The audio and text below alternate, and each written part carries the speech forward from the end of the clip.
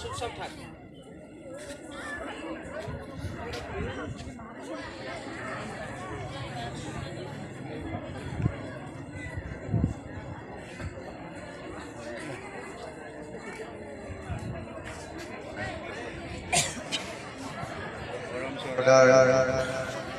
ৰুবিয়া ছোৱালী উচ্চ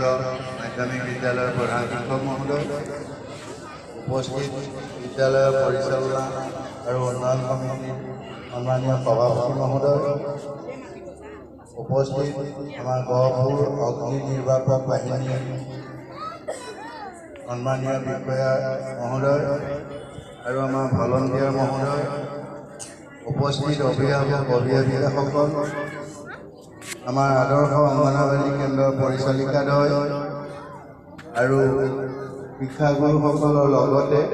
অতি মৰমৰ আমাৰ ছাত্ৰ ছাত্ৰীসকল, আমি ইতিমধ্যে আজিৰ দিনটোত আমি দুটা কাৰ্যসূচী আমি ৰূপায়ণ কৰিলোঁ। আমাৰ প্ৰথমটো আমাৰ ভূমিকম্প হ'লে আমি কেনেকৈ নিজকে আমি সজাগ কৰিব লাগিব, সজাগ হ'ব লাগিব, আমাৰ ওচৰ চুবুৰীয়াক আমি সজাগ কৰিব লাগিব। ঠিক তেনেকৈ আমি হঠাতে কেতিয়াবা জুই লাগিলে আমি নিজকে ৰক্ষা কৰাৰ লগতে আনকো কেনেকৈ আমি ৰক্ষা কৰিব লাগে,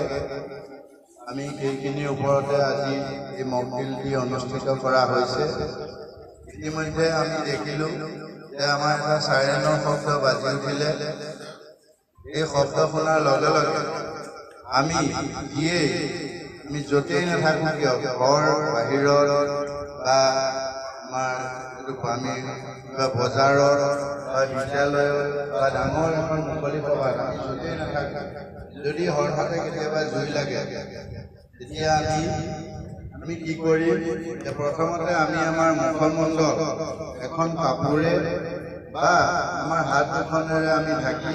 আমি লাহে লাহে আমি বাহিৰলৈ ওলাই আহিব লাগে। আৰু লগতে যদি কেতিয়াবা আমাৰ এইটো কোনোবা ব্যক্তিৰ গাত জুই লাগে আমি তেওঁক কেনেকৈ ৰক্ষা কৰিম